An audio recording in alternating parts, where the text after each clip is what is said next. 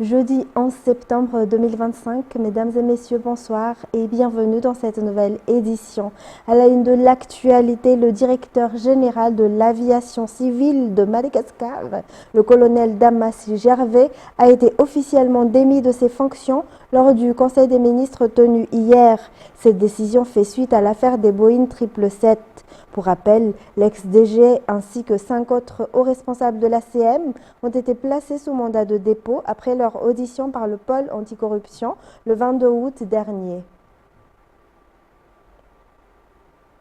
L'État poursuit ses efforts pour résoudre les problèmes d'approvisionnement en électricité. Ainsi, le Conseil des ministres a approuvé hier une communication verbale concernant le transport des équipements nécessaires au projet de centrale électrique de 105 MW à Mboumanamboul. Il a également été validé l'indemnisation financière des personnes affectées par les travaux de construction de la centrale solaire de 100 MW dans les zones 3 et 4 au lac Yarif. Ouprasam Manan pour plus de détails.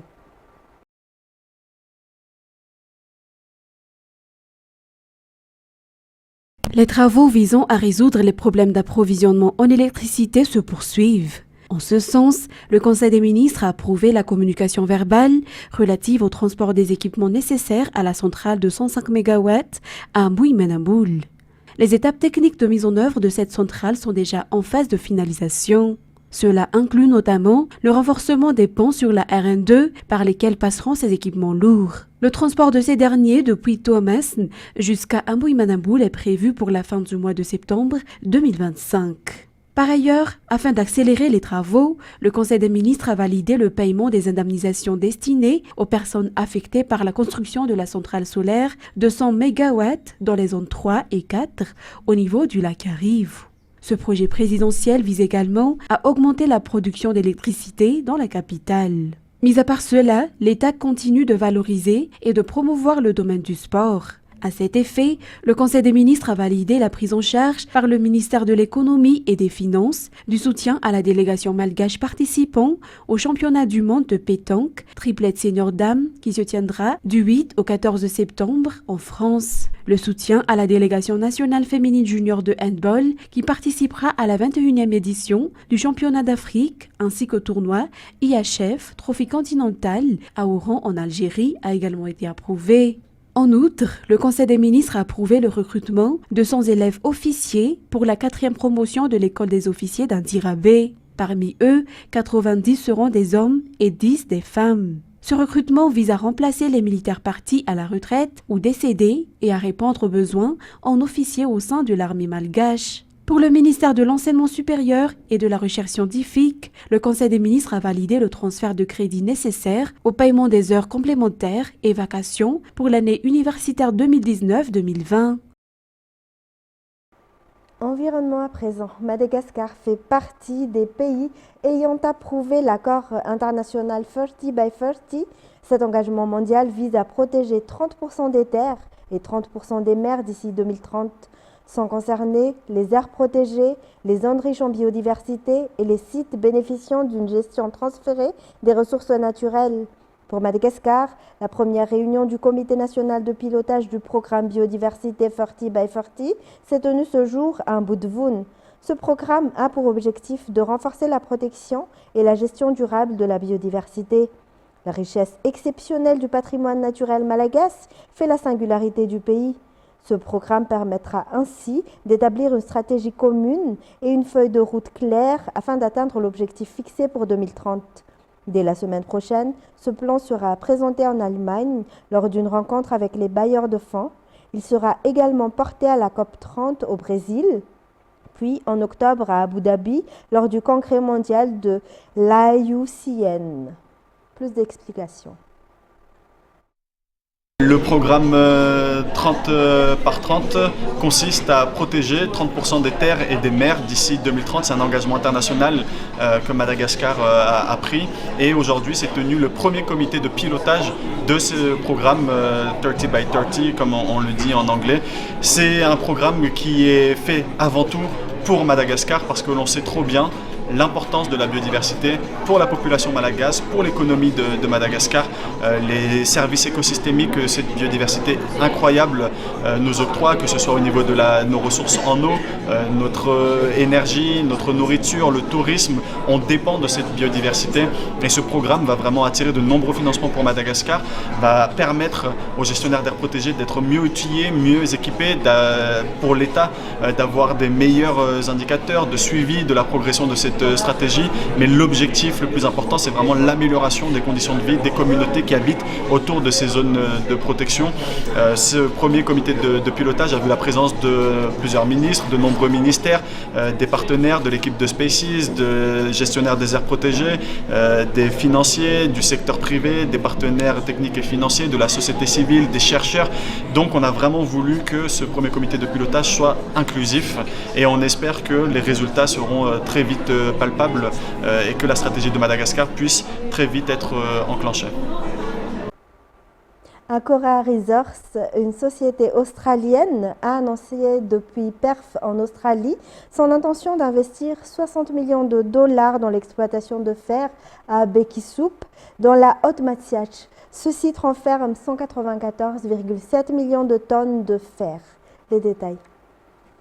Selon les résultats des recherches menées par la société australienne Accora Resources et achevées en mars dernier, le taux de rentabilité du gisement de fer de Bekisup, dans la Haute-Matziach, atteint 86%, soit environ 147 millions de dollars de bénéfices. D'après ce même rapport, l'entreprise prévoit de produire, sur une période de 6 ans, 2 millions de tonnes de minerais avec une teneur en fer de 61,6%. À plus long terme, l'objectif est d'atteindre une teneur de 68% en fer. Selon toujours les explications, Bekisup dispose d'une capacité totale de production de 194,7 millions de tonnes, alors qu'actuellement, le prix de référence du fer sur le marché est de 100 $ la tonne. En dehors de Bekisup, Accora Resources développe également 3 autres projets miniers, Chachamaren dans le sud de Mahanour, Mbutfal à Nusvark et Sachkal.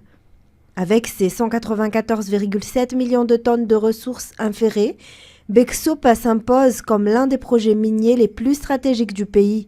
Une promesse de développement économique, mais aussi un enjeu pour les communautés locales.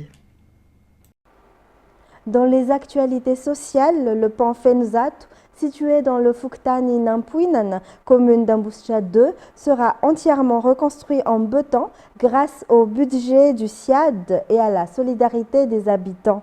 Le député élu d'Ambuscha, Livarasson, a assisté à la pose de la première pierre et a apporté son appui à cette réhabilitation. Ce pont relie les 7 Fuktan de la commune d'Ambuscha 2. Nater Akutmaaf. Depuis plusieurs décennies, le pont Fenzat dans le Fuktan Nampuinan, la commune d'Ambuscha 2, a été en bois. Pourtant, il s'agit d'une infrastructure stratégique pour la population, tant pour l'acheminement des récoltes que pour les déplacements quotidiens, puisqu'il relie 7 Fuktan de la commune. C'est pourquoi les habitants ont décidé de le réhabiliter entièrement en béton. Si la population s'est déjà engagée activement dans les travaux, le député d'Ambuscha soutient ce projet en apportant des équipements supplémentaires. Parmi les responsables de cette réhabilitation figure le comité Luaran, chargé des infrastructures ayant un impact direct sur la vie des habitants. L'un des axes prioritaires du député Livarasson est d'appuyer la population locale. Il écoute les doléances et apporte des solutions pour soulager leur quotidien, comme la remise de matériel pour les grands travaux destinés à la réhabilitation du pont, financés grâce au budget du SIAD. Selon lui, une population ayant soif de développement, comme celle de Nampuinan, mérite d'être soutenue. En plus de l'appui du député, les habitants ont déjà collecté 2 millions d'ariars, des graviers et du sable pour la réhabilitation du pont. Les travaux ont débuté au début de cette semaine par la pose de la première pierre. La République populaire de Chine propose actuellement une nouvelle stratégie appelée Initiative pour la bonne gouvernance mondiale, visant à promouvoir la paix, la coopération et les intérêts communs face à certaines politiques marquées par la division et la résurgence d'une guerre froide. Madagascar fait partie des pays invités à adhérer à cette initiative. Hier, une séance de présentation sur cette stratégie de gouvernance mondiale s'est tenue à Mamassen.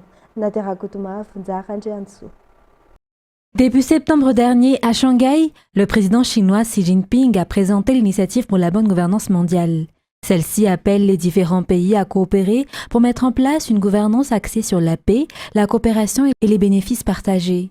La Chine prévoit un plan d'action allant de la sensibilisation à la création d'un comité, en passant par l'écoute des propositions avant la mise en œuvre concrète de cette stratégie. On est ouvert pour toutes les pistes à explorer pour comment mise en œuvre cette initiative, et peut-être une commission ad hoc est possible. Ça, on est tous ouverts. Maintenant, l'étape est de consultation, est d'écouter les conseils, les remarques de nos partenaires, et puis on va entrer dans la mise en œuvre. Madagascar fait partie des pays concernés par cette présentation. Ce n'est pas une obligation, précise-t-elle, mais une coopération destinée à protéger les intérêts communs et à renforcer les actions déjà entreprises jusqu'ici. On ne veut pas imposer notre volonté à autrui. On est amis, on est partenaires, donc comme amis, chaque ami a ses intérêts propres. On le respecte, mais on pense que cette initiative est bénéfice à tout le monde. C'est-à-dire, comme je vous ai dit tout à l'heure, cette initiative respecte l'égalité souveraine. Donc, dans ce monde, ou bien vous êtes grand, vous êtes petit, vous êtes riche, vous êtes pauvre, tout le monde a le droit à la parole. Donc, tout le monde a le droit de participer à la gouvernance. Ça, c'est notre initiative. Et c'est pourquoi on pense que cette initiative, c'est dans l'intérêt de tous les pays. Et surtout pour les pays en développement. Hier, les responsables de l'ambassade de Chine à Madagascar ont présenté officiellement l'initiative pour la bonne gouvernance mondiale devant divers responsables nationaux, notamment ceux du ministère des Affaires étrangères. Dans un tout autre sujet, le nombre de passagers des taxis Brousse a baissé de 28% actuellement aux gares Maki Indutapenak. Depuis la semaine dernière, la majorité des voyageurs est surtout constituée de ceux qui rentrent chez eux. Malgré cette baisse de fréquentation, les contrôles des véhicules de transport au départ restent stricts afin de prévenir les accidents, selon le responsable. Un reportage réalisé par Faldesena Mireille et Yves Janel. Après avoir passé les vacances dans la capitale, cette petite famille reprend la route pour rentrer à Nalalave. Les élèves doivent reprendre les cours lundi, raison pour laquelle ils ont choisi de quitter Antananarivo aujourd'hui en prenant un taxi brousse à la gare routière Maki Indutapenak. D'après ce père de famille, les vacances sont terminées et les élèves sont déjà préparés psychologiquement à affronter la nouvelle année scolaire. Hier, 145 véhicules de transport ont quitté la gare routière Maki, ce qui représente une baisse de 28% par rapport à la période des vacances, durant laquelle le nombre de départs oscillait entre 200 et 208 véhicules par jour. Toutefois, les contrôles des véhicules de transport avant leur départ se poursuivent afin de prévenir les accidents. Les responsables de la gare rappellent régulièrement aux usagers de la route d'être prudents. Concernant l'état des routes, des travaux sont déjà en cours sur la RN4 et la RN6, selon toujours les explications. Et environ 20 000 étudiants pourront être accueillis à l'université d'Antananarivo, selon le président de l'université, le professeur Rivoarsan Ranjanassoul. Les inscriptions dans toutes les filières sont déjà ouvertes. Le nombre d'étudiants admis dépend de la capacité d'accueil de chaque faculté. Yves Janel toujours. Les étudiants de l'université d'Antananarivo ont le choix entre 250 parcours. Toutefois, le nombre total de places disponibles est limité à 20 000, alors que les demandes d'inscription sont 3 fois plus nombreuses. L'université d'Antananarivo est non seulement un lieu d'enseignement, mais également un centre de recherche. Pour certaines filières, l'admission se fait par voie de concours, tandis que pour d'autres, une sélection sur dossier est appliquée selon le professeur Rivoarsan Ranjanassoul, président de l'université. Un salon des étudiants se tient à l'université d'Antananarivo jusqu'à demain pour ceux qui souhaitent y poursuivre leurs études. d'hiver. Le principal suspect dans l'affaire du meurtre d'un petit garçon âgé de 7 ans, retrouvé le 7 septembre dernier, égorgé et mutilé de ses organes génitaux, a été abattu par les éléments de la gendarmerie territoriale d'Indilamine. Dans le cadre de cette enquête, 3 personnes ont déjà été arrêtées, tandis que 2 autres suspects sont toujours activement recherchés. Selon les informations, l'enfant aurait été sacrifié dans le cadre d'un rituel macabre en échange de pierres précieuses à un Bouibé, district d'Indilamine. Les détails. Le corps d'un garçon de 7 ans a été retrouvé dans le district d'Indilamine le 7 septembre dernier, alors qu'il avait déjà été porté disparu dans la nuit du 6 septembre. Selon les constatations, l'enfant a eu la gorge tranchée et ses organes génitaux ont été prélevés. La gendarmerie locale a immédiatement ouvert une enquête, ce qui a permis l'arrestation de 3 personnes. Tandis que l'un des principaux suspects a été abattu alors qu'il tentait de fuir. Toujours d'après le rapport, cet enfant aurait été sacrifié pour des rituels liés à l'exploitation de pierres précieuses à Indilamine. Le rituel se serait déroulé à Mbouibé, une montagne connue comme lieu de culte et de pratiques mystiques, située dans le Fuktan d'Abatulamp, district d'Indilamine, explique le commandant Tobiasi Anjiatiwaran. Le corps du principal auteur a été brûlé par les habitants immédiatement après sa mort. 2 autres personnes restent activement recherchées dans le cadre de cette affaire. En sport, du déjà vu dans Viva Football Inter-Entreprises, les mêmes 4 équipes demi-finalistes de l'année dernière se retrouvent cette année à la même phase. Revenons ensemble sur ces quarts de finale de la 2e édition du Viva Football Inter-Entreprises avec Anzar Azanarville. Les quarts de finale du Viva Football Inter-Entreprises 2025 sont désormais bouclés. Le premier match a opposé Someto, en blanc sur les images, à Rapid Service en bleu. Rapid Service a ouvert le score dès la 5e minute de jeu. Mais un superbe coup franc, Someto a trouvé l'égalisation 1-1. Le score n'a pas évolué et les 2 équipes ont dû se départager au tir au but. Rapid Service n'a inscrit aucun tir, tandis que Someto a transformé sa 2e tentative et s'est ainsi qualifié pour les demi-finales. Le 2e quart a vu s'affronter le tenant en titre Futur Textile en noir sur les images et Indonesia. Futur Textile a montré toute sa puissance, 2 buts inscrits en première période, puis un 3e en seconde mi-temps. Indonesia a réduit l'écart en toute fin de rencontre, mais cela n'a pas suffi. Score final 3-1, Futur Textile file en demi-finale. 3e quart, Taxi agréé Aéroport Ivat en rouge face à Conta Expert Invest Mada en bleu. C'est Conta Expert Invest Mada qui participait pour la première fois au tournoi, qui a ouvert le score à la 6e minute. Mais Taxi agréé, finaliste de l'an dernier, a réagi en seconde période en égalisant 1-1. Mieux encore, dans les 2 dernières minutes, les chauffeurs de Taxi agréé Ivat ont marqué 2 buts supplémentaires pour s'imposer 3-1 et rejoindre le dernier carré. Enfin, dans le dernier quart, Tuklin Hongrie affrontait Somadis. Les 2 équipes se sont neutralisées durant les 15 minutes, aucune n'ayant trouvé la faille 0-0. La décision s'est jouée au tir au but. Somadis l'a remporté grâce à 2 tirs réussis contre un seul pour Tuklin. Ainsi, les demi-finales de cette édition seront exactement les mêmes que l'an dernier, Futur Textile contre Somadis et Someto contre Taxi agréé Aéroport Ivatu. Et on enchaîne par les actualités internationales. Des soldats patrouillaient devant le Parlement népalais et dans les rues désertées de la capitale Katmandou, toujours soumise à un couvre-feu après 2 jours d'un mouvement de protestation étudiant qui a dégénéré en violence et a poussé le Premier ministre du Népal à la démission. France 24. Katmandou, toujours sous couvre-feu.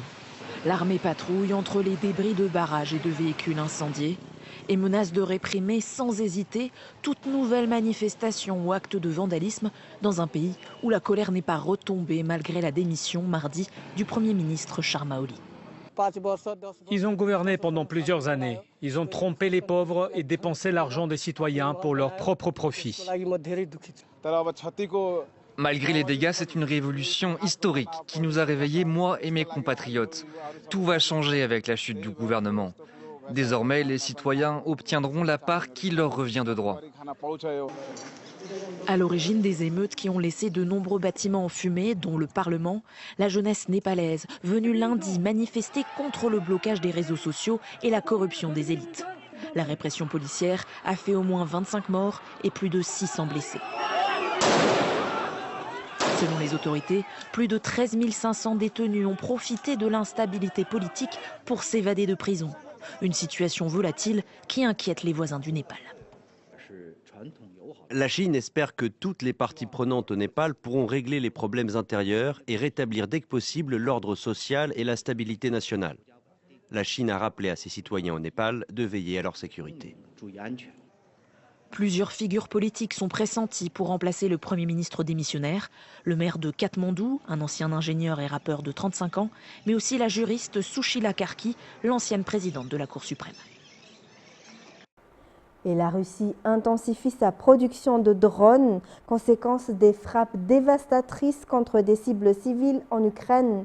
Pour contrer ces attaques, Kiev s'est doté de drones intercepteurs en juillet dernier. France 24. Le 31 juillet, la Russie a ciblé cette zone résidentielle avec des drones Shahed de conception iranienne. Il y a eu 8 Shahed cette nuit-là. Un est tombé là-bas, un autre ici, et 6 ont visé l'usine à pain. Le mois dernier, la Russie a lancé près de 4000 de ces drones kamikazes sur l'Ukraine, selon le président Volodymyr Zelensky. Voilà ce qui nous terrorise toutes les nuits. Dans ce parking, cette ONG a exposé ces débris de Shahed. Ils visent à appuyer sa collecte de fonds pour acheter des drones intercepteurs pour l'armée. Nous avons déboursé près de 12 500 €, grâce à quoi 4000 drones ont été abattus, dont une soixantaine de Shahed.